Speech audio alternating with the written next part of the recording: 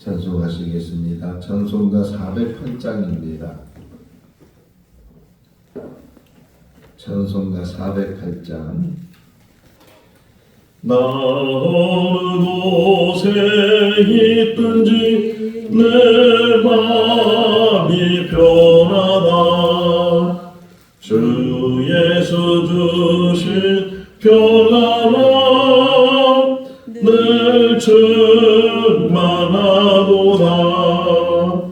나의 마음속에는 평안해. 나의 마음속에는 평안해. 악한 죄 파도가 많으나 마음이 늘 평안해.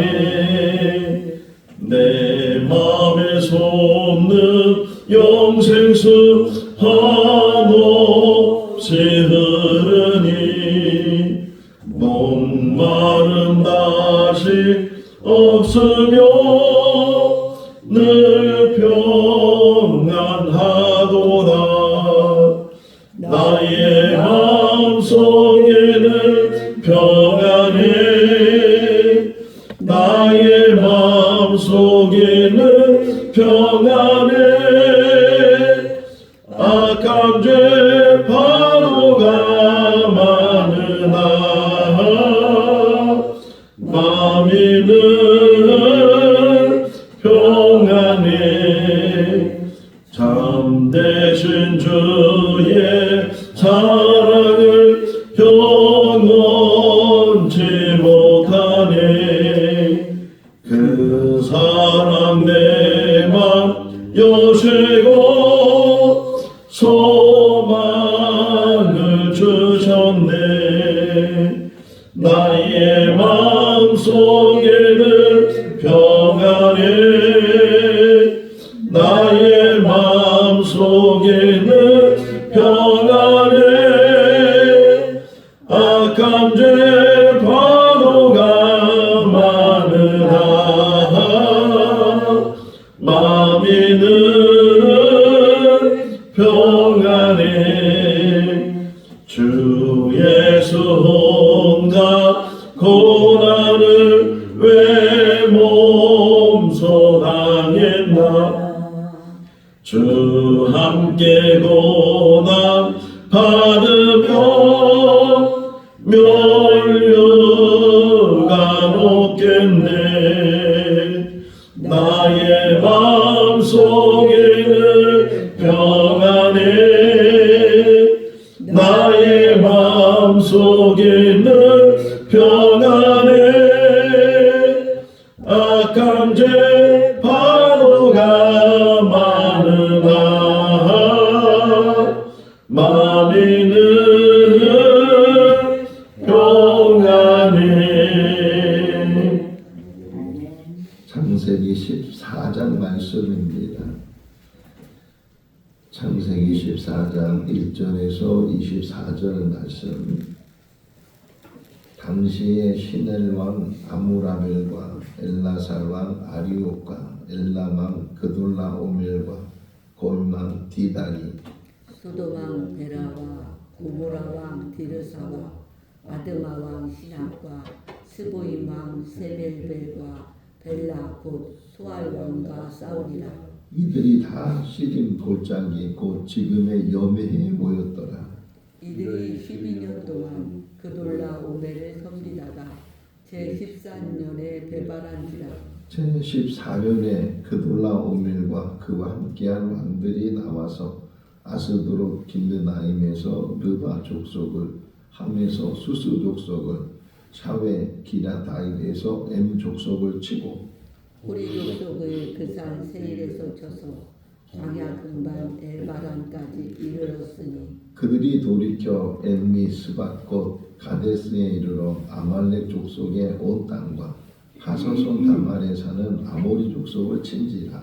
소돔 왕과 고모라 왕과 아드마 왕과 스보임 왕과 벨라 곧 수알 왕이 나가서 시딤 골짜기에서 그들과 전쟁을 하기 위하여 진을 쳤더니 엘라왕 그돌라오멜과 고임왕 디달과 시날왕 아무라벨과 엘라살왕 아리옥 네 왕이 곧 그 다섯 왕과 맞섰니라. 시딤 골짜기에는 역청 구덩이가 많은지라 소돔 왕과 고모라 왕이 달아날 때에 그들이 거기 빠지고 그 나머지는 산으로 도망하니 네 왕이 소돔과 고모라의 모든 재물과 양식을 빼앗아가고 소돔에 거주하는 아므라의 조카 롯도 사로잡고 그 재물까지 노력하여 갔더라. 도망한 자가 와서 히브리 사람 아브람에게 알리니 그때에 아브람이 아모리 족속 mamre의 상수리 숲을 근처에 거주하였더라.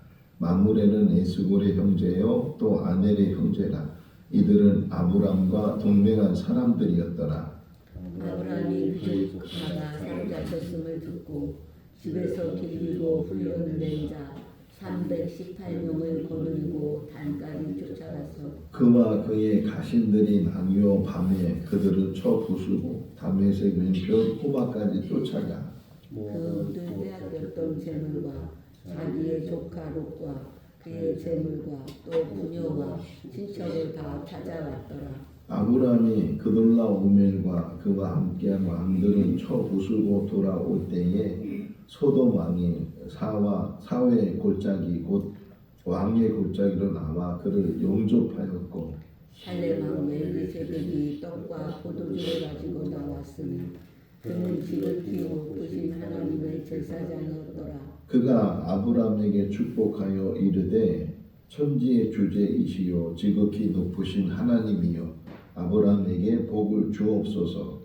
너희 대적을 내 손에 붙이신 지극히 높으신 하나님을 찬송할지로다 하며 아브람이 그 얻은 곳에서 10분의 1을 멜기세덱에게 주었더라. 소돔 왕이 아브람에게 이르되 사람은 내게 보내고 물품은 내가 가지라.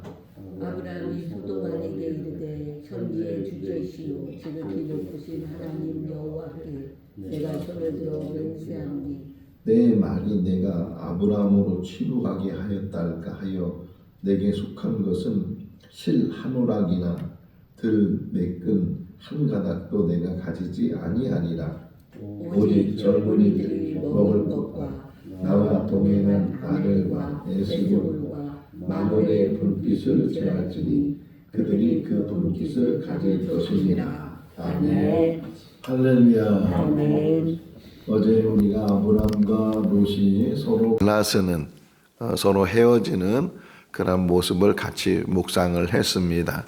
다시 잠깐 생각해보고 또 질문을 해보면 자 롯이 이렇게 두루 살펴보니까 동쪽으로 물이 넉넉하고 꼭 여호와 동산과 같고 애굽 땅과 같은 그런 곳을 택해서 그래서 롯이 또 롯의 그 모든 가축들이 옮겨가게 됐는데 이런 생각이 들었어요. 롯이 그곳으로 향해서 갈 때 롯의 마음은 어떤 마음이었을까?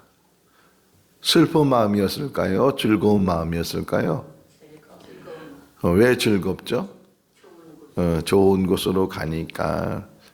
아브라함이 거기를 선택하지 않고 자기가 거기를 선택했기 때문에 그 이제 아브라함과 헤어지면서 헤어지는 슬픔보다는 자기가 더 좋은 곳으로 가게 됐다는 그런 기쁨이 이 롯에게 있지 않았을까. 그런데 오늘 새벽에 다시 이 말씀을 묵상했는데 롯이 본 곳이 다시 보면 물이 있는 곳이다. 그러니까 짐승을 키우기에 좋은 장소고 아까 또 뭐라 그랬어요? 뭐와 같다고요? 여호와의 동산과 같고 그랬단 말이에요. 하나님의 동산과 같다라는 말은 하나님의 동산이라는 것이에요. 하나님의 동산이 아니라는 거예요. 아니라는 거죠.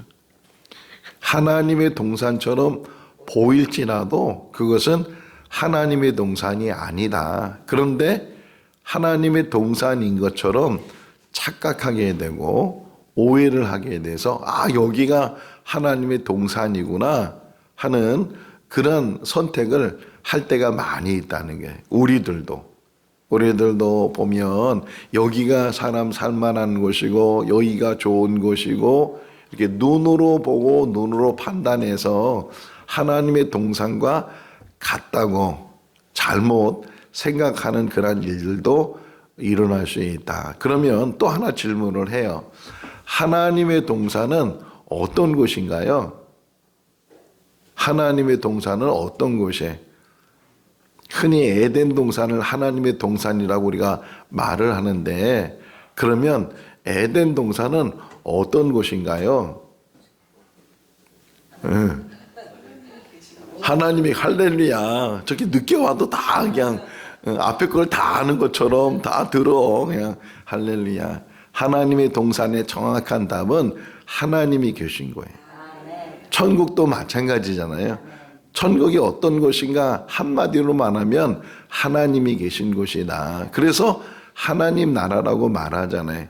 그런데 다시 또 이 말씀을 묵상하면 롯이 보았던 물이 있고 짐승 키우기에 좋은 그런 장소, 눈으로 볼 때는 좋은 장소인데 거기가 하나님의 동산이에요? 아니에요? 아니잖아요. 그런데 하나님의 동산인 것처럼 생각을 하고 거기 가면 이제는 행복하게 살 거다, 더 큰 부자가 될 거다, 그런 기대를 가지고 롯은 가게 되고, 반면에 아브라함은 헤브론 지역으로 가게 됐는데, 그런데 그 지역은 물도 없고 사람 살만하거나 짐승을 키우거나 그럴 만한 장소가 눈을 씻고 봐도 안 보인단 말이에요. 그런데 그곳이 어떤 곳이에요? 하나님의 동산이에요. 왜 하나님의 동산일까요? 하나님이 계시니까. 할렐루야.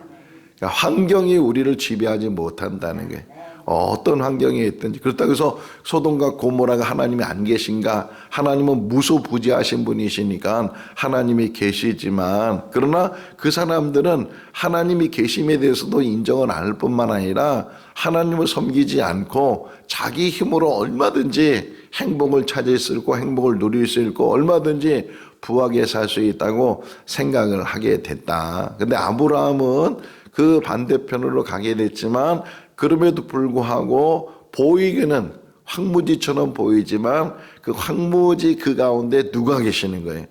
하나님이 계시다.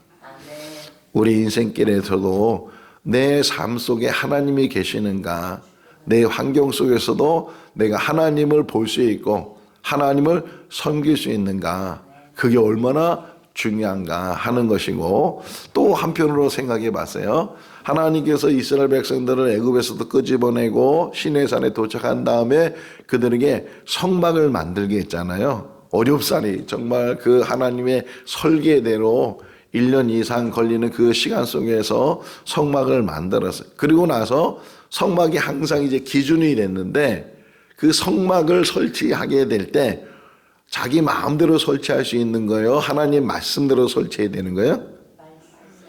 하나님 말씀대로 설치해야 돼요. 아무리 지형이 불편해도 하나님의 말씀대로 성막을 세워야 되는데, 그 하나님의 말씀대로 성막을 세울 때 반드시가 들어가요. 반드시 성막의 문은 동쪽에 있어야 돼. 아, 여기는 불편해, 여긴 돌도 많고 여긴 들어가기도 나쁘고 서쪽으로 하자, 남쪽으로 하자, 그냥 편한 대로 하자, 좋은 대로 하자, 이렇게 문을 변경할 수가 없고, 항상 어디에 성막을 세우든지 성막의 문은 동쪽에 있어야 돼. 그러니까 동쪽에서부터 들어가서 지성소까지 들어가는 게 성막인데, 자, 그러면 동쪽에 문이 있으면 그 들어가는 사람이 어느 쪽을 향해서 가야 되는 거예요? 서쪽을 향해서 가야 됐어요. 그게 딱 보이는 거예요. 롯은 어디로 갔다고요? 동쪽으로 갔다는 게. 가인은 어디로 갔다고요? 동쪽으로 갔다는 거예요. 아브라함은 어디로 갔어요? 서쪽으로 갔어요. 성막 문을 향해서 들어갈 수 있기를 바랍니다. 거기가 불편하다 할지라도, 우리 눈에는 보이는 것이 없다 할지라도, 하나님은 보이셔요? 안 보이셔요? 안 보이시잖아요. 축복이 보여요? 안 보여요? 안 보이는 거예요. 근데 안 보이는 분이 계시고 또 안 보이는 축복이 있고 그 모든 것들이 그러니까 지금 당장으로 그 모든 것이 결정되는 것은 아니고 지금 당장으로 그 모든 것이 보여지는 게 아닌데 자 그래 또 하나 질문하니까 재밌죠. 자 롯이 그 소돔과 고모라 쪽에 있는 그 물이 풍부한 그 지역을 봤을 때 롯만 그렇게 봤을까요? 다른 사람들 그렇게 보였을까요? 다른 사람도 똑같이 보이는 거예요. 유관을 가지고 있는 사람들 눈에는 똑같이 보여요. 그러다 보니까 오늘 본문이 시작이 뭐냐면 거기에 많은 족속이 몰려 살았다는 게. 다 거기가 좋으니까 거기만 있으면 뭐든지 해결된다고 생각하니까 이쪽 족속 저쪽 족속 다 이게 모이다 보니까 그러다 보니까 또 힘이 센 데가 있고 힘이 약한 데가 있고 그런 일들이 일어나게 되잖아요. 그러니까 힘이 약한 데가 힘이 센 데가 이거잖아요. 내가 너를 지켜주는 거야. 내가 너를 보호해 주는 거야. 그럼 나한테 뭘 줄 거야. 이런 거 있죠. 우리나라가 이 중국에 계속 뭘 바쳤다고요? 조공을 바쳤다는 게. 조공을 바친 이유가 뭐예요? 거긴 힘이 있고 힘이 약하니까 내가 너를 지켜주는 거야. 이래서 조공, 여기 그게 나오는 거예요. 여기 3절 말씀에 보니까 그들이 12년 동안 이 뭐라고요? 누구한테? 그돌라오멜이라는 그 왕한테 섬겼다는 말은 이 뭘 바쳤다는 거예요. 바치고 그러니까 당신이 나를 보호해 주니까 그 보호한 대가를 내가 이렇게 주겠다. 근데 이게 계속 가지 않고 어떻게 됐다고요? 12년 되는 그때에 그들이 멈춰버렸어요. 그러지 않았다는 거예요. 이 받다가 안 받으면 기분 나쁠 거 아니에요. 근데 멈춘 이유는 또 뭐예요? 멈춘 이유는 우리들도 힘이 생겼는데 혼자는 힘이 약했지만 뭐요?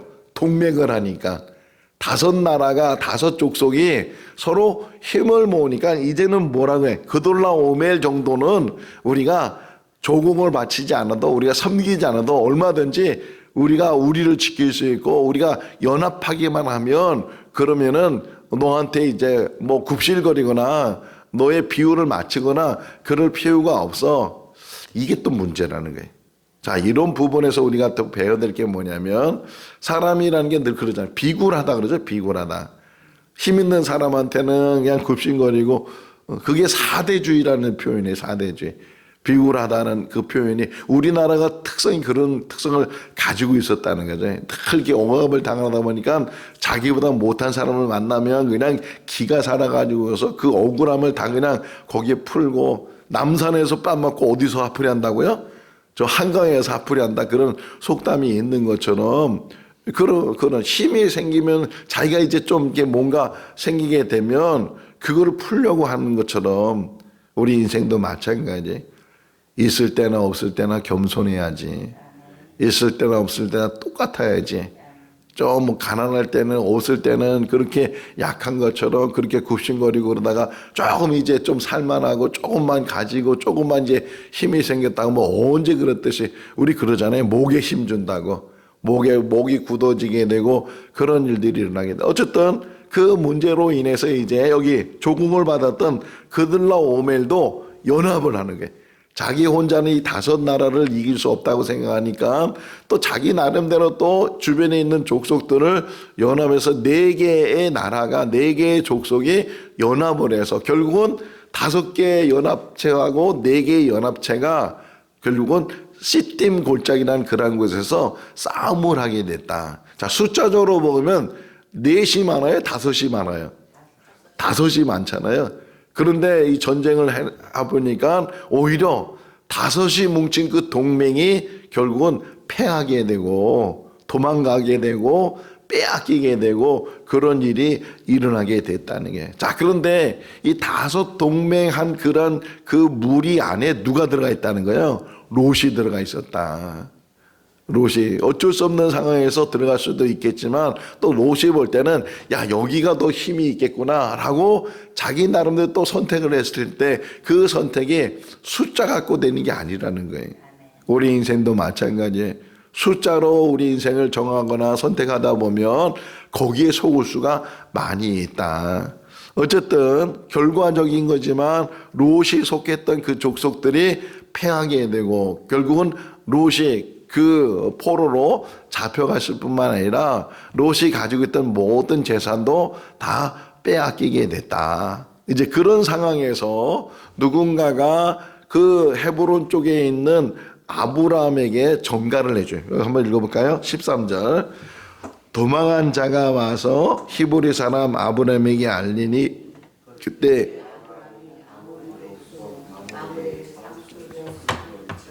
거주하였더라.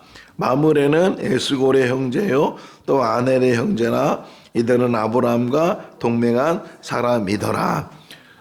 여기 히브리 사람이란 말이 나오죠. 처음 등장하는 단어 중에 하나인데 히브리 사람, 강을 건너온 사람 이런 의미예요. 강을 건너온 사람 또는 거류하는 사람, 지나가는 나그네처럼 그러니까 이게 가나안 땅으로 처음부터 산 사람이 아니고 다른 지역에 살다가 왔잖아요. 우르라는 곳에 살다가 아버지 따라 하란 갔다가 다시 가나안 땅에 들어온 그 전에는 벌써 거기 거주하는 사람들이 있었는데 이 건너온 사람, 이 땅의 주인이 아니라는 의미도 있는데 그 히브리 사람들이 결국은 하나님이 그들을 주인 되게 하시고 내가 이 땅을 너와 너의 자손에게 주겠다.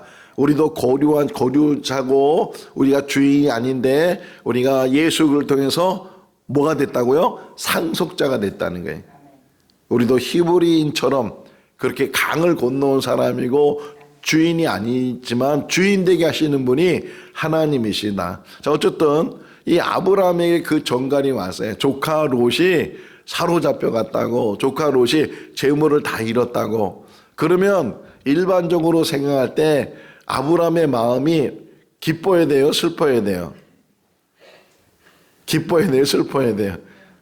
그 고소하다, 잘됐다, 그놈 거기 좋은 데 간다고 나를 저쪽으로 보내고 잘됐다 그런 마음이 혹이나 들 수도 있겠는데 아브라함은 그렇지 않고 정말 걱정하고 안 되겠다 가서 찾아와야 되겠다 그런 마음으로. 근데 또 하나 이게 13절 끝부분에 보니까 아브라함 역시도 그 주변에 있는 사람과 동맹을 하고 있었다는 게 어쩔 수 없는 상황이잖아요. 그때는 뭐 법이 정해져 있거나 뭐 재산을 보호하는 그런 장치가 있는 게 아니고 항상 힘의 원리 속에서 힘이 있어야 자기 재산을 지킬 수 있는데 아브라함 세겜 사건도 마찬가지잖아요. 창세기 34장에 보게 되면 세겜 사건 속에서도 그 세겜 사람들을 다 죽였다고요. 디나가 강간을 당했기 때문에 그거에 대한 복수로 다 죽였는데 근데 야곱이 더 걱정이 생겼어요. 왜? 주변에 세겜 족속만 있는 게 아니고 다른 족속들도 있는데 주변에 있는 그 족속들이 우리를 어떻게 하겠는가 그 걱정을 앞서서 생각한 것처럼 지금 아브라함도 마찬가지. 가나안 땅에 들어가서 그래서 이제 거기에 목축을 하고 그러는 그래서 뭐라 그래요? 그 뒷부분에 보게 되면 14절 부분에 보게 되면 318명의 숫자가 나오죠. 근데 어떻게 표현하고 있어요? 318명이 어떤 사람이에요? 그 앞에 집에서 기르고 훈련된 사람들. 집에서 이걸 흔히 뭐라 그래요? 사병이라고 하잖아요. 사병. 돈을 줘가면서 월급을 줘가면서 자기를 지키라고 우리 재산을 지키라고 사람들을 고용하는 거잖아요. 지금도 마찬가지예요. 지금도 다 사병에 있고 자기를 흔히 뭐라 그래요? 이걸 좋은 말로 보디가드 자기를 몸을 지켜주는 사람들 이런 것처럼 아브라함 역시도 어떻든 재산이 많고 풍부하니까 그것을 통해서 뭐라고 써 있어요? 아까 저 13장 앞부분에 보게 되면 그는 이제 금과 은도 많았다. 짐승도 많았지만 금과 은도 많았다. 그걸 통해서 이제 사람들을 자기가 집에서 사병으로 이제 양육한 기른 사람들이 있었는데 그 숫자가 318명이었다. 이제 그들만 간 게 아니고 맨 마지막 절에 보게 되면 같이 간 사람들한테 이게 품을 나눠주는 그런 이야기도 나오니까 역시 동맹한 사람들끼리 318뿐만 아니라 같이 동맹한 사람들끼리 거기 가서 기습을 하죠. 여기 서로 나눠서 전략이 생겼던 거예요. 기습을 해가지고서 그래서 결국은 포로로 잡혔던 롯을 다시금 찾아오게 되고 또 빼앗겼던 모든 재산들도 다 찾아오게 됐다라고 이제 이야기를 해요. 그러면서 돌아왔는데 돌아오니까 그 소돔 왕이나 여러 왕들이 여러 이제 족장들이 환영하잖아요. 그 가운데 한 사람이 멜기세덱이에요. 근데 무슨 왕이라고요? 살렘. 살렘 왕 멜기세덱이 근데 그는 제사장이었다. 이 표현이 또 나와요. 제사장이었다.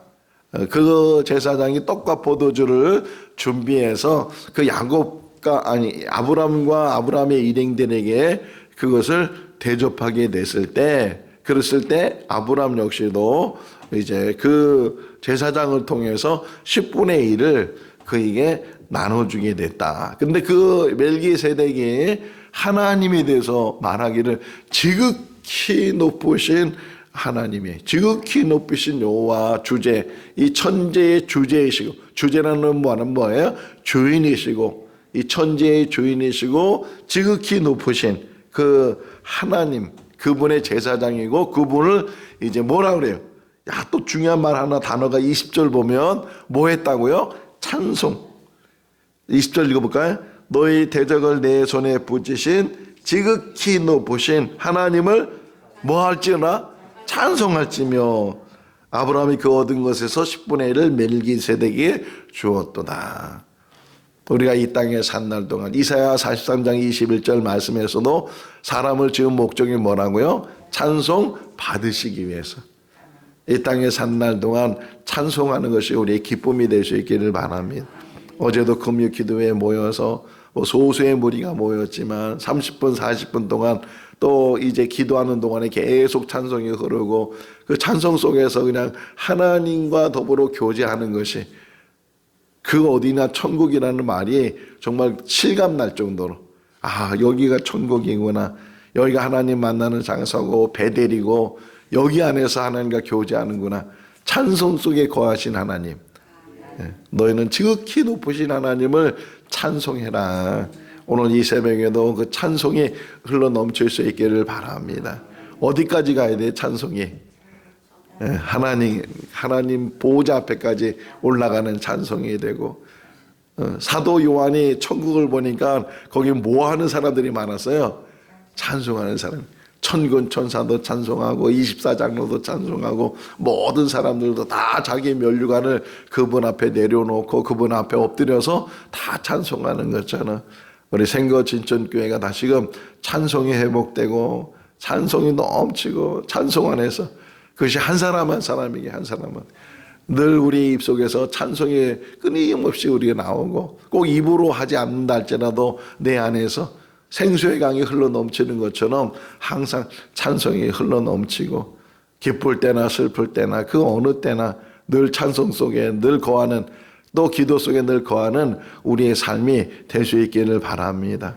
자, 멜기세덱은요 여기에 한 번 등장해. 14장에 딱 한 번 등장하고 그 후로는 등장하지 않아.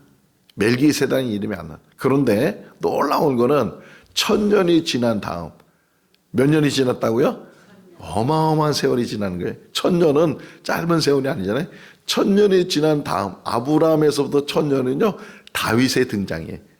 다윗이 등장하는데 다윗이 특별히 시편 110편 100편 시편 110편 4절을 보게 되면 거기에 멜기세덱의 반차라는 말을 해요. 누가? 다윗이 1000년이 지났는데 또 1000년이 지나 그러면 2000년이 지나잖아요. 누가 등장해요? 예수 그리스도. 그 예수 그리스도가 등장했는데 예수 그리스도가 이 땅의 모든 일을 다 마치고 그리고 하늘로 올라가신 다음에 성경을 쓴 사람 중에 히브리서를 쓴 사람이 있어요.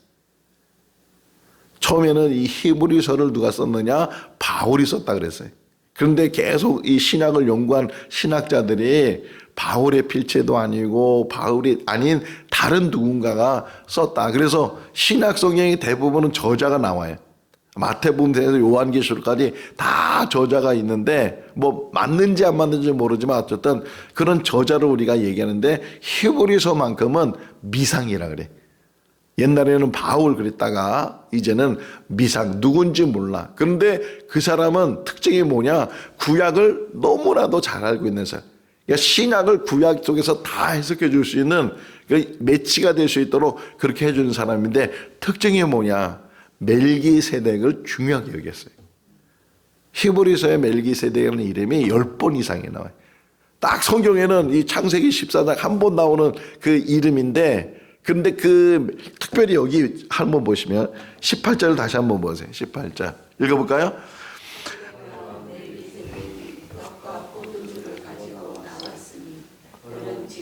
높으신 그는 지극히 높으신 하나님의 제사장이었다. 자, 이스라엘 사람들의 제사장의 의미는 어디서부터 시작해야 돼요? 성막에서부터 시작이 돼야 되고, 그 성막을 위해서 일하는 레위 지파, 레위 지파 안에서 제사장이 이제 나오게 되고, 그것이 쭉 계승되죠. 그것은 이게 세습되는 게 세습. 근데 예수님은 레위 지파가 아니고 유다 지파란 말이에요. 레위 지파만이, 레위 지파는 예수님의 제사장이야 말해도 그래 레위 지파니까 이렇게 말할 수 있지만, 그분은 유다 지파인데, 아니 어떻게 레위 지파의 제사장인데 왜 예수님의 제사장이야? 그분은 유다 지파야, 이렇게 말할 수 있어요. 자, 근데 또 하나 또 비교할 수 있는 게 뭐냐면, 바울이 사람들한테 설명하면서 믿음과 율법을 비교할 때가 있어요. 자꾸만 사람들이 율법으로 구원받는 것처럼, 율법이 먼저인 것처럼 그렇게 얘기했을 때, 바울이 믿음이 먼저다, 믿음이. 그러면서 이 시기를 따질 때 어디를 얘기했냐면, 창세기 15장, 내일 이제 월요일 창세기 15장 6절에 있는 말씀처럼, 아브라함이 하나님을 믿으니 하나님이 그를 의로 여기셨다. 자, 믿음은 아브라함 때부터 이렇게 있었던 것인데, 반면에 율법은 어느 때? 500년이 지난 모세 때 하나님께서 시내에서 준 것. 시간적으로 봐라. 믿음이 먼저나 율법이 먼저나 이런 것처럼 제사장 이야기도 마찬가지예요. 히브리 기자가 이걸 이야기하면서, 물론 레위 지파 속에서 제사장은 세습이 돼. 일반적으로 그렇게 세습이 되는 거야. 그러나 정말 제사장을 보니까 족보도 없고 또 이게 끊어지는 것도 아니고, 살레망 그 멜기세덱이 어떤 제사장이라고? 하나님의 영원한 제사장이네. 하나님의 제사장, 하나님이 세운 제사장이야. 마찬가지로 예수 그리스도, 그분은 제사장이신데, 대제사장이신데, 그분 역시도 영원한 제사장이야. 그럼 왜 제사장의 그 말을 강조했을까? 히브리서에서 제사장이 하는 일이 뭐예요? 가장 중요한 일. 여러 가지 일을 하지만 가장 중요한 일이 뭐예요? 중재자잖아요. 중재자. 연결시켜주는 거예요. 죄인들이 재물을 가지고 하나님을 찾아왔을 때 그 재물을 통해서 죄의 사함을 받게 하고 하나님과 관계를 회복시켜주는, 바로 예수 그리스도가 그 역할을 하신 분이시다. 그분은 영원한 대제사장이 되시고, 아니 더 나아가서는 그분 자신이 제물이 되셔서, 구약의 제사는 그 죄인들이 제물을 가지고 와서 그 제물을 잡아서 그래서 태워서 죄사함을 받는다면, 예수 그리스도는 다 자신이 제물이 돼서 그래서 이제 죄사함을 이제 받게 했는데, 또 특징이 뭐냐? 구약의 제사는 번번이 죄 지을 때마다 와서 죄사함을 받아야 되고 번번이 그렇게 해야 되지만, 그래서 히브리서의 중요한 단어 중에 하나가 뭐예요? 단번에, 한 번을 통해서 인간의 모든 죄의 문제를 해결해 주신 분이 예수 그리스도이시다. 자, 멜기세덱이란 이 이름이 실제적인 존재하는 사람이 아니에요. 실제 존재하는 사람이니까 이 아브라함 시대에 지금 설명해 줬잖아요. 그럼에도 불구하고 한 번 등장하는 사람인데, 이 한 번 등장하는 이것이 예표가 됐다는 거예요. 무슨 생각이 들었냐면, 자, 한 번 지나가는 거잖아요.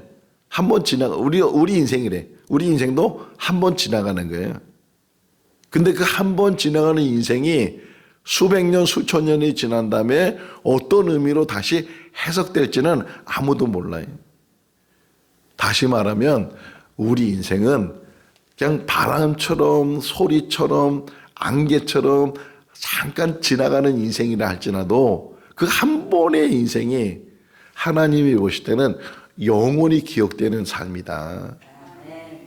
너무 값진 거예요. 너무 값진 거고 너무 귀한 거고 세상에서 뭐 이름을 높이는 그런 삶이 아니고 무명의 삶을 산다 할지라도 누가 인정해 주시면 하나님이 인정해 주시고 하나님이 보시고 하나님께 세우시며 그러면 지나가는 인생처럼 보이지만 우리가 그래서 이런 말 있잖아요. 예수님이 하신 말씀 중에 하늘의 밀이 땅에 떨어져 죽지 아니면 하늘 그대로 있고 죽으면 많은 열매를 맺느니라. 우리 인생이 그냥 지나가는 것처럼 그냥 아무도 모르는 것처럼 지나갈 수 있다 할지라도 그 인생 속에서 하나님께서 하나님의 일을 하시면 1000년이 지나도 그 이름이 기록될 것이고 2000년, 3000년이 지나도 지금 아브라함을 따지면 우리가 4000년 전의 사람이에요. 4000년이 흐르는데도 지금 우리는 아브라함에 대한 이야기를 하고 있고 아브라함이 어떤 삶을 살았는지를 계속 묵상하고 이야기하는 것처럼 우리의 삶은 하나님의 장중에 붙들려 있어야 될 줄로 믿습니다. 멜기세덱이 제사장이었던 것처럼 예수 그리스도가 우리의 제사장이 되시고 더 나아가서는 베드로전서 2장 9절 말씀해 보니까 너희는 왕 같은 할렐루야 제사장의 역할을 하는 거예요. 우리를 통해서 또 다른 사람이 하나님을 만나게 되고 우리가 중재하고 중개하고 중매쟁이에요. 중매쟁이. 하나님을 만날 수 있도록 그 역할을 하는 그런 일이 우리의 사명인 줄로 믿습니다. 이 땅에 산 날 동안 참 제사장에 대해서 우리의 큰 제사장은 예수 그리스도이시다. 대제사장이라고 하잖아요. 우리가 그분을 닮아서 우리도 이 땅에 산 날 동안 제사장 역할을 감당해서 그래서 다른 많은 사람들이 하나님의 은혜를 깨닫고 하나님께 돌아올 수 있는 그 은혜가 있을 수 있기를 주님의 이름으로 축원합니다. 교회를 세운 목적이고 우리 택한 목적이 지금도 마지막 이 시대에 구원받을 자를 찾으시는 분이 하나님이신 줄로 믿습니다. 그 일을 감당하는 2026년도가 될 수 있기를 주님의 이름으로 축원합니다. 기도하겠습니다. 사랑이 많으신 하나님 아버지 또 한 주간도 지켜주시고 은혜 가운데 인도해 주시는 것을 감사합니다. 또 이제 연초부터 창세기 말씀을 묵상하면서 시간 은혜를 받게 해주심을 감사합니다. 눈에 보이는 것이 에덴 동산이 아니고 여호와의 동산이 아니고 하나님이 계시는 그곳이 에덴 동산이고 여호와의 동산인 줄로 믿습니다. 착각 속에서 오해 속에 살지 않도록 도와주시고 영안이 열려지게 하여 주셔서 하나님을 보는 은혜가 있게 하여 주시옵소서. 마음이 청결한 자는 복이 있나니 저가 하나님을 볼 것이라고 말씀한 것처럼 우리의 마음을 깨끗이 씻어주시고 하나님을 보고 하나님의 아들됨을 우리가 알 수 있도록 은혜로 도와여 주시옵소서. 세상 사람들이 좋아하는 것보다는 하나님께서 기뻐하신 일을 생각할 수 있도록 도와주시고 또 우리 인생을 어떻게 살아야 되는가 하는 것을 깨닫게 하여 주시옵소서. 멜기세덱과처럼 제사장의 직분을 주셨사오니 그 귀한 직분을 감당하는 우리들 되게 하여 주시옵소서. 오늘 하루의 삶도 지켜주시기를 간절히 바라옵고 예수 그리스도 이름으로 기도하옵나이다. 아멘. 마쳤습니다.